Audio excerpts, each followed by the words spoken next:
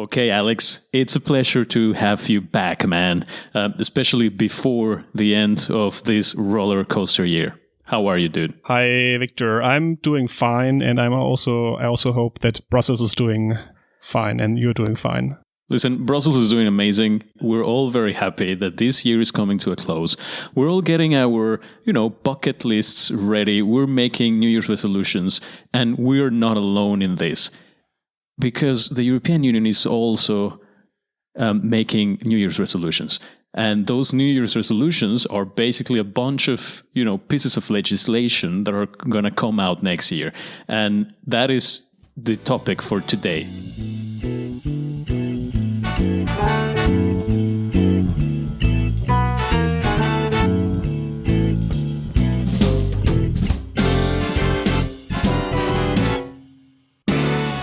Just to give people a bit of context, and this is, of course, not for EU policy nerds, but just for the regular listener, at EU level, the one institution that has the right to propose new legislation is the European Commission. That's why we're talking about the European Commission. There is also the European Parliament and the European Council, but it's basically the Commission that prepares all the policy initiatives. So they work out all the policy, all the details, and then they put it out on the table. Then the Council and the Parliament need to approve. They make comments and make suggestions, but it's basically, on the side of the European Commission to do a lot of these things. So it's a EU Commission show, so to say. Yeah, it's a one-man show, woman show, we should say, since the president of the European Commission is a woman, Ursula von der Leyen, for the first time in the history of the European Union. So it's actually a very interesting point of time. I don't know, before zooming in, if we actually zoom out for a second, I think it's very interesting to reflect on what this European Commission and this European Parliament, this European Council, what they have been through. Because I was actually reflecting about this myself before recording, and I realized that this European Commission started in 2019, right? Like a new batch of members of the European Parliament were also elected at the end of 2019. And since then, something pretty big happened.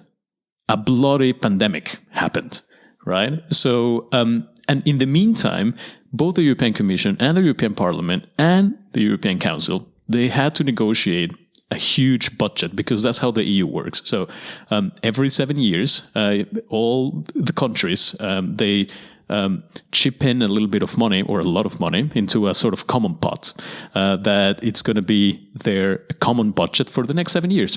So once every 7 years, they have to do this exercise. And that happened this year when, COVID-19 was hitting pretty hard all countries in the world.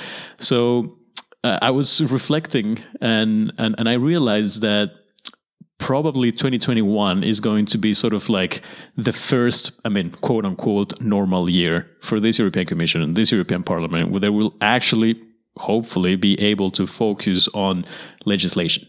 Yeah, that's a nice summary, Victor. And when I saw what was proposed in 2019 already by the European Commission and also how the media had reported on this, especially on things like the European Green Deal, this already didn't sound like a normal year. 2020 wouldn't have become a normal year neither, and then now it became an extra special year, so to say. So the Commission had to deliver its working package in any way, which it's the European Green Deal is not a normal legislation, and many other legislation packages are neither normal.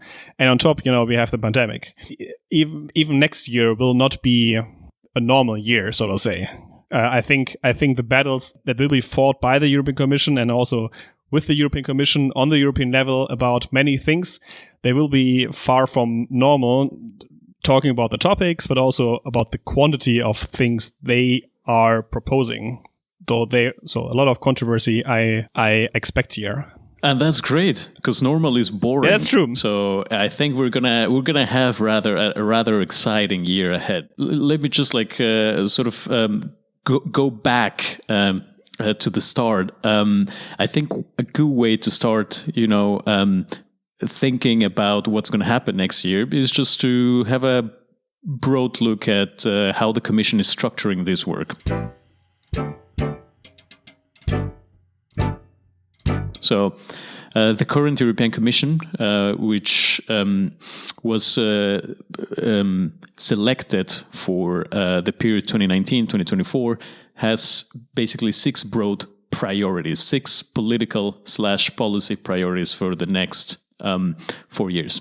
What this current commission is doing is they're trying to structure every annual work program around 6 broader political priorities that they have for the period 2019 to 2024, which is when the current European Commission ends, so to say, right? So these 6 priorities, they set the stage for all the policy work that is going to be done until 2024. The first priority we already talked about in our last episode. That's a European Green Deal, where Europe sets the ambition of becoming the first climate neutral continent by 2050. The second priority is a Europe fit for the digital age. And that means a European Union that embraces digital transformation. Priority number 3 is called an economy that works for people. Priority number 4 is a stronger Europe in the world. The 5th one, and this one created a lot of confusion, is promoting our European way of life. That has to do with the rule of law. And the last priority is a new push for European democracy. So under each of these priorities, the Commission is structuring more specific policy work, specific legislation that together with the Council and the Parliament, they work out and then is implemented at national level. And that's exactly what we're going to talk about now. So what can we expect for 2021? What is going to happen? What should we brace ourselves for? So now we're talking about the work program for next year. For example, in the European Green Deal, which is the flagship, probably the flagship legislative package of the Commission, there is a thing called policy objective. Basically, this is a sub package, and this is called Fit for 55 package. The naming is special. Fit for 55 package, man. It doesn't say much. What is that 55 about? Yeah, exactly. So only like policy nerds or people that are really familiar with EU climate policy understand this title. So again, by the way, I hope that no policy nerd is actually listening to this episode. So any listener or listeners of last episode, they might actually know what this 55 means. 55 refers to the ambition of the European Commission to reduce to reduce greenhouse gas emissions by 55% till the year 2000. At least 55%, and until the year 2030. So this was only this is a proposal, the EU climate law, which is, as far as I know, now almost finalized or in the last stage of finalization. However, this is just, of course, a target. And now the Commission envisions, I just counted 12 different revisions or new policies they want to kind of like propose in the next. Hey, that's 1 per month. Yeah, but yeah, you could think so. But the thing is, so from A to K, I think this is 11, or no, from A to J, this is 11 or 10. Sorry.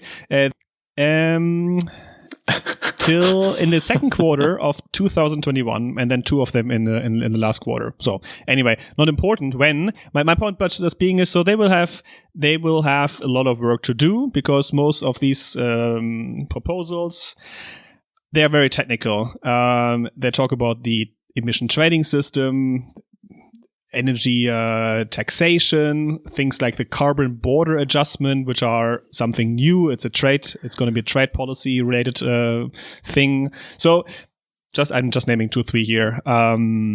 Yeah. So, and my friend, I'm afraid that you're only scratching the surface. Like, this is only the new initiatives that the Commission is planning to put out next year. But this massive 26-page document also lists further down revision of existing legislation and what they call also refit initiative. So basically analyzing a bundle of legislation to see if it's still fit for purpose. So it's a lot of stuff, right? Like new things, the revision of all things, and in any case, all these sub chapters, as you call them, they fall around these 6 broader priorities that the Commission has. So yes, indeed, there is a lot going on. Yeah, indeed.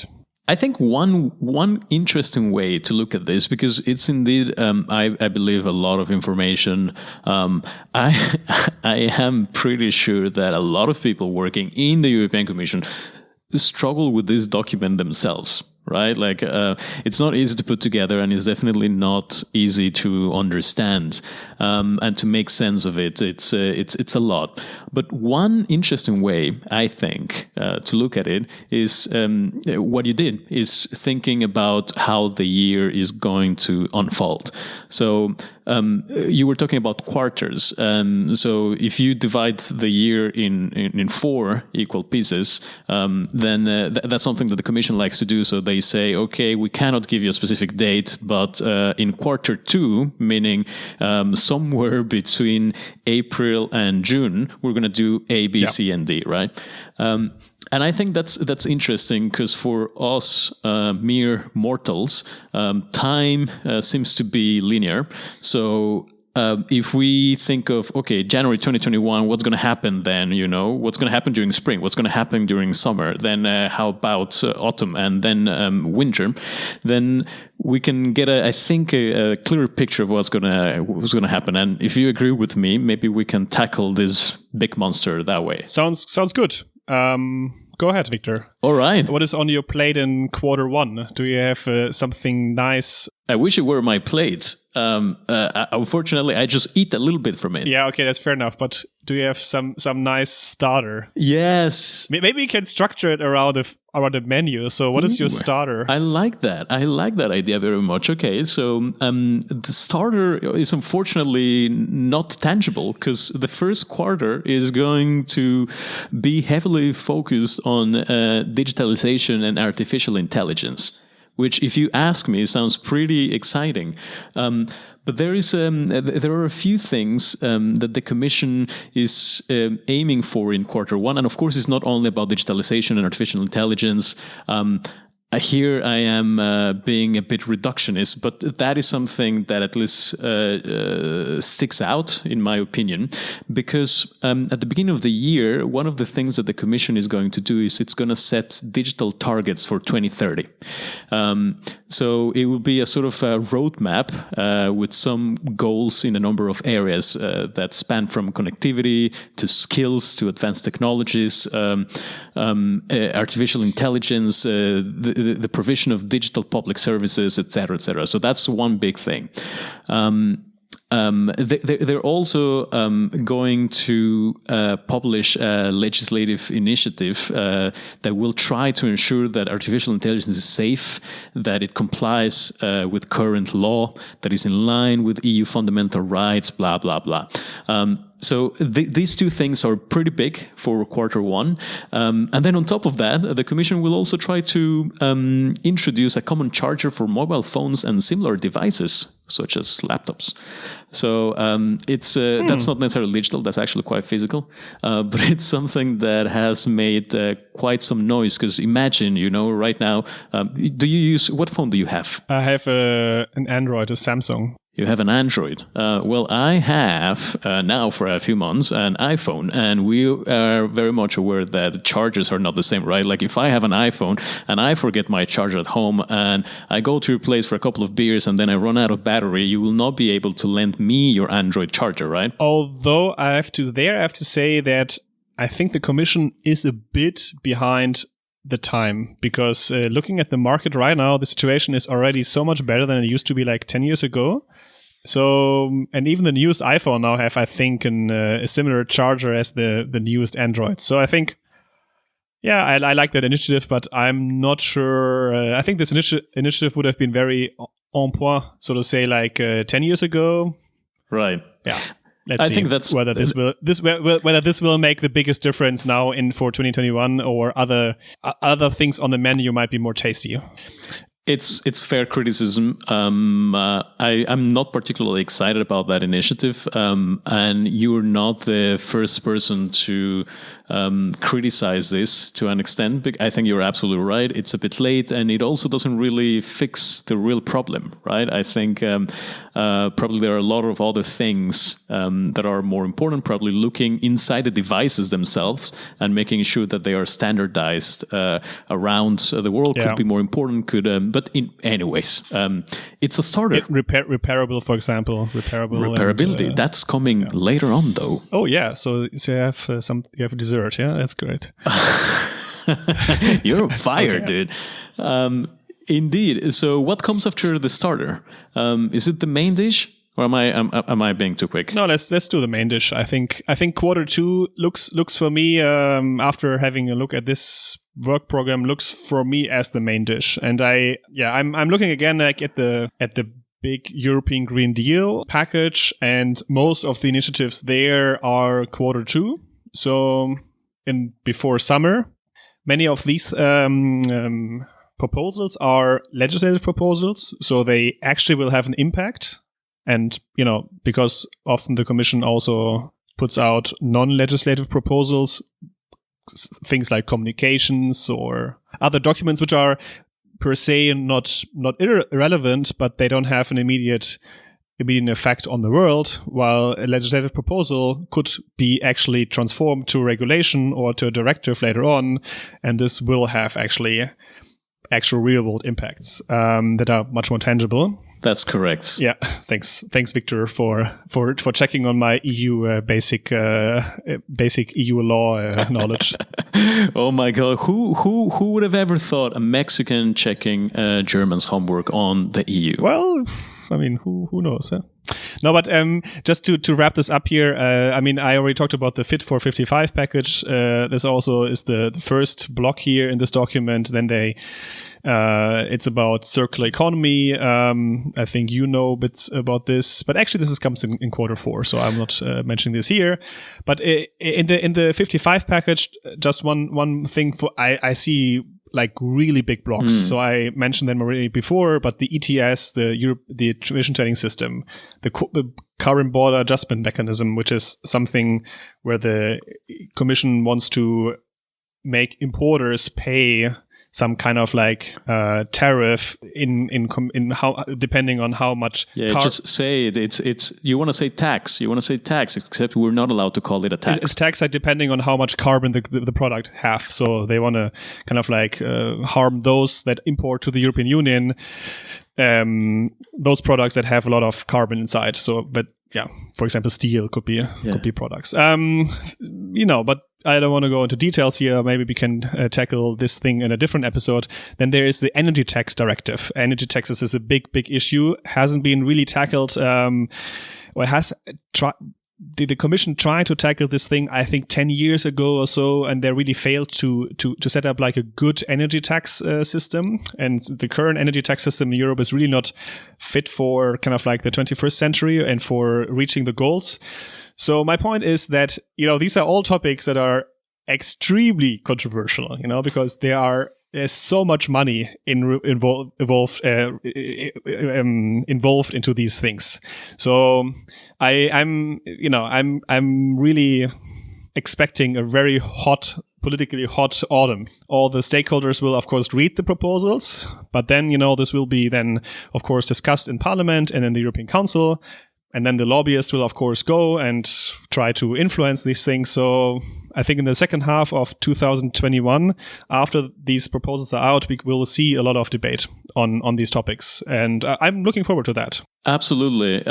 You're absolutely right. I think it's going to be a pretty hot summer, not only because of the temperature, but also because of the importance of this initiatives. I have to say, though, that a lot of them are not necessarily new. You mentioned the carbon border adjustment mechanism. That's certainly new. Other things are a lot of revisions. And I think a good way to look at it is the European Commission just wants to make sure that the legislation that is currently in place is actually fit for achieving that goal of reducing emissions by at least 55% by 2030. So that's exactly what's going to happen, and that's what's going to be, taking the stage during the second quarter of next year. Although there is another thing that's also going to be very important. You mentioned circular economy that's coming towards the end of the year. Yes, something big is coming towards the end of 2021, but the road to that big proposal is being paved by two smaller, quote unquote, proposals that will happen in quarter two. One of them intends to, and I'm quoting here the name that the Commission is giving it to it, empowering the consumer for the green transition. The other one is about substantiating green claims. So these two proposals are part of a bigger, so to say, puzzle. There are two smaller pieces of the bigger picture. And the first one aims to sort of give consumers more of a say when they choose products. So trying to incentivize consumers to choose products that are sustainable. And that implies giving them better information about the content of a product, about its environmental footprint. The second one, about substantiating green claims, is going to be, I think, more impactful than what stakeholders today think it will be, because it's going to require organizations to use standardized methods to communicate the environmental impacts of the products and services that they provide on the EU market.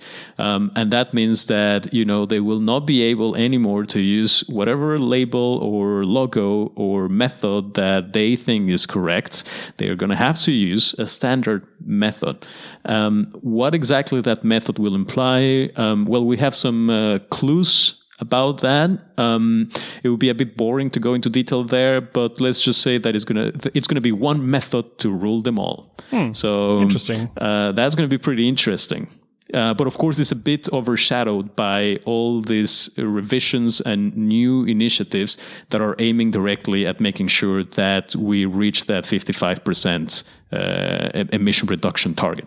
Yeah, I also wanted to stress, of course, anything we are not mentioning here is only because of us not being able to recognize the importance. Yeah, exactly. Absolutely. The first thing we must recognize is our ignorance, man. And then from that pretty low bar, I think we can go pretty high. Well, let's try. So after the main course, we can maybe go to the dessert already. And then don't we have what's after the main course? The dessert. And then we have, after the dessert, there's the limoncello. Exactly. Oh, I love this, man. Good. Like, we should go out for dinner more often. I mean, we can't because lockdown, but we should.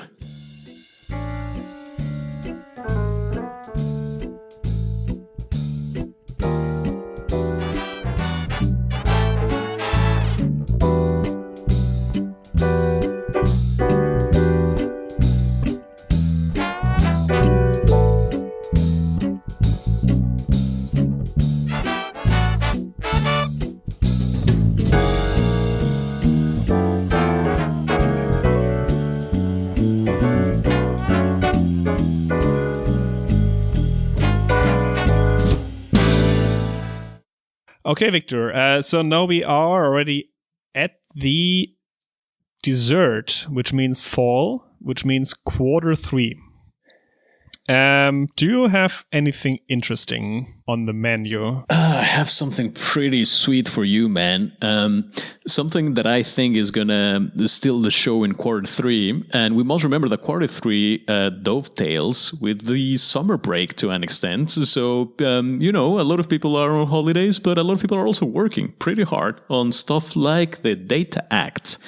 So the Data Act, I have to admit that sounds very sexy. Yeah, it sounds so sexy, man. But as sexy as it is, I know very little about it. But it's basically going to be legislative initiative aiming to foster the availability of data in the EU.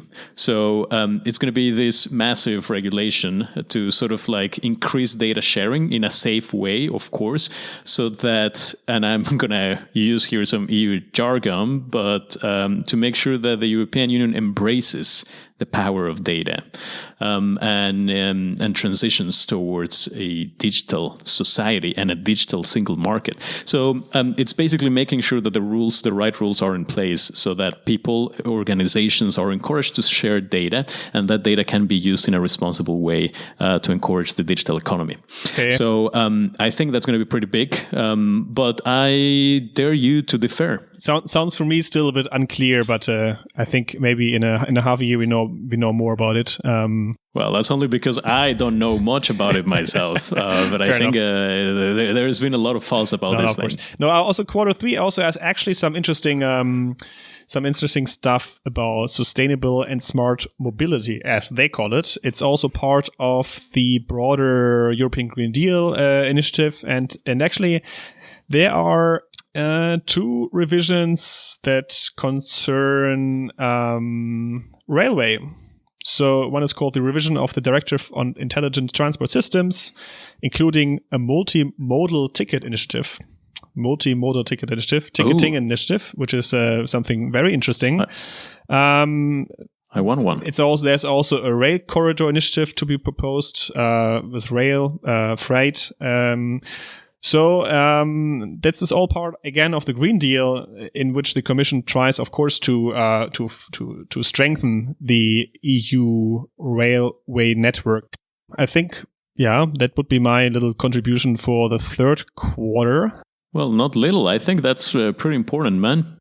Last quarter, and that brings us to our digestive. Yes. So how are we going to digest this year in terms of policy and politics? Well, politics, I have no clue. But in terms of policy, there are 2 things that I would like to point out. So one, and this is one of my favorite topics, is related to circular economy. So this is the end of the road in 2021, and it's called the Sustainable Products Policy Initiative. This is a big deal within the Green Deal, because this one piece of legislation is actually at the very core of the new Circular Economy Action Plan.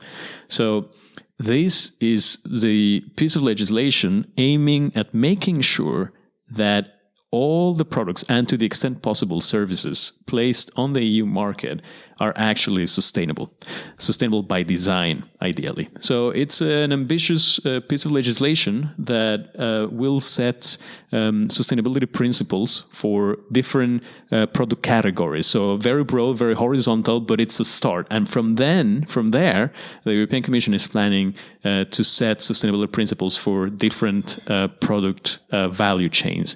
So this one, I think it's going to be a pretty big deal. And in theory, this piece of legislation will work hand in hand with the other 2 that we mentioned before, empowering consumers for the green transition and substantiating green claims. So in that way, the Commission is trying to squeeze sustainability from the side of consumers, from the side of producers, and from the side of the provision of information. So it's this sort of holistic approach to things. So that one is one of my favorites. Okay, interesting. And I'll look already forward to next year's fourth quarter, and then you can explain me more about this. Absolutely, sustainable product policy initiative, because I'm very skeptical what sustainable product mean and how the European Commission wants to define that. So you're not the only one. I can imagine, of course. I think defining sustainability is going to be pretty hard. I think they're actually going to try to come up with an operational definitions, is sort of like defining all the things first for which there already are standards like recyclability, reusability. So from there, it's where they're going to go. Now, I have a second thing to mention, but this one sounds pretty boring, even though it's pretty important. So before I do you have anything to say? Well, I actually would have again mentioned something which is a bit hidden. It's again under mobility, and it says actually just very short, just very naively, development of a post-Euro 6 emission standards for cars, vans, lorries, and buses. So, and you would say, okay, what does it mean, development of a emission standard. But this will be again a big fight. Especially being in Berlin and also reading a bit of German news already now. I'm reading articles from car manufacturers and lobbyists that are working for the car makers that basically they are already now afraid of this policy package that the Commission has already announced this year, and this will most likely be delivered next year at some point. And the whole goal will be to decrease further emissions emitted by cars. And the car makers, they think, if the standards are even stricter, then we are basically there will be a fade out of fossil fuel cars, not explicitly but implicitly by a stricter regulation. If you set the standard so strictly, so high that no fossil fuel gasoline or diesel car can basically meet their target, then basically you have a ban of fossil fuel cars by the back door, so to say. And this is what they fear. And again, here a lot of political theater and also battles, I think we will experience. Lovely. Yeah. No. Well, thank you for spotting that. That sounds actually very relevant. Yeah, it is super relevant, and it is also relevant for the industry as a whole, I believe. Yeah, definitely. It promises to be a turning point.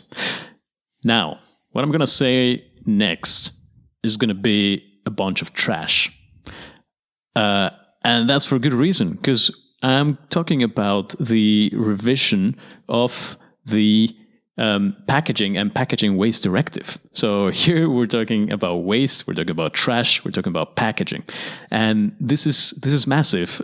This is expected for Q4, so the end of next year. Initially, it was expected for the beginning of the year, but they pushed it back. So there is a lot of interest from producers, especially upstream producers of packaging, because the revision of this directive is aiming at ensuring that plastic packaging is recyclable, but that in general, all packaging is actually made to be reusable.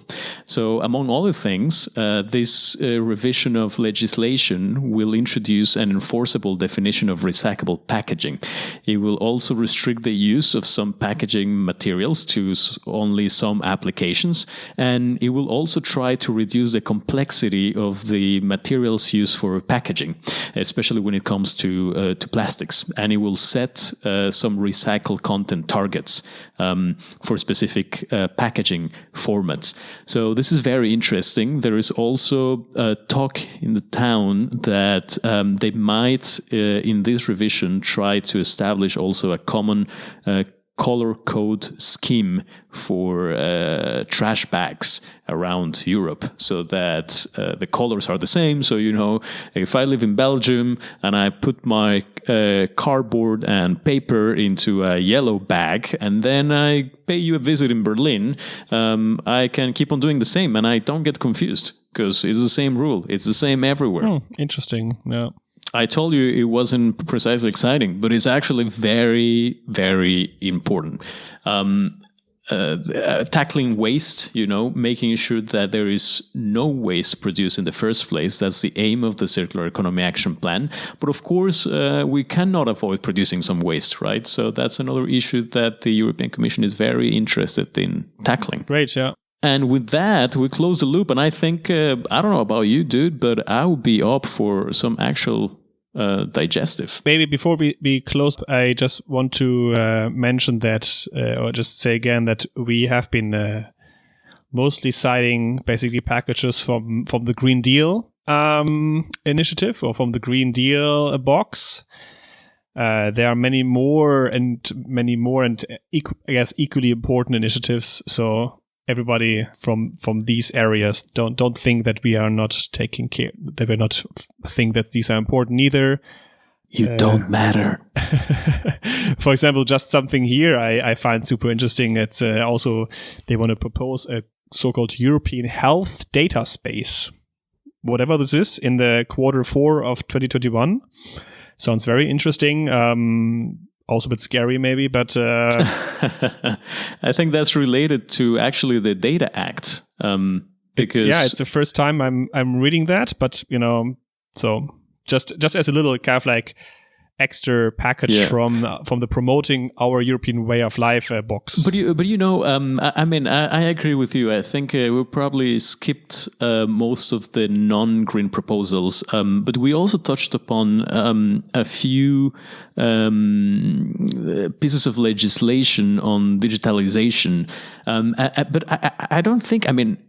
We're definitely biased, yes, but it's also not necessarily our fault because the European Commission has two clear priorities, and they call it the twin transition. It's digital and green. And actually, one of the things we didn't even talk about budget, and I'm happy not to mention it. But now that there is an agreement on the next multi-annual financial framework, aka budget of the EU, the MFF. And also the recovery instrument, which is the next generation EU thingy. The Commission, within this, recovery instrument where they will disburse loans and grants to member states to help them recover from the COVID-19 pandemic, they are asking member states to come up with national plans where specific amounts of money will be dedicated to green and digital. So it's just, I think this reflects the importance that the Commission is placing on this transition, on this twin transition. So I think that's also why we're seeing so much talk of, even when you talk about transport, that has to do with greening the Europe's industry, greening the European economy. Absolutely, yeah. But next time we should just talk about health or, the economy or perhaps education. There is also a few things happening in education, European approach to micro-credentials, I think. But, and these we didn't mention, but there are also areas where the European Union doesn't really have that much of a say. It's actually things that depend on member states, like education or culture. So that's also why we probably don't see such a big emphasis on those policy areas. And I wish Harpa were with us because she worked in the Director General for Education and Culture. Let's see what role the Commission actually plays next year. In the meantime, Merry Christmas, Happy New Year, and please, to everybody out there listening to us, make sure that you follow us on Facebook, Twitter, and Instagram. And more importantly, that you give us a review on Spotify. I'm not sure you can give reviews on Spotify, but at least on Apple Music you can, or your podcast app of your choice. Exactly. And also feel free, of course, to share our episodes on the mentioned social networks, or you can also leave a comment actually on our website, podworld.org/untangled. I think that's it with all the administrational messages, and Happy Christmas, Merry Christmas, Happy Holidays, and let's catch up next year. Bye.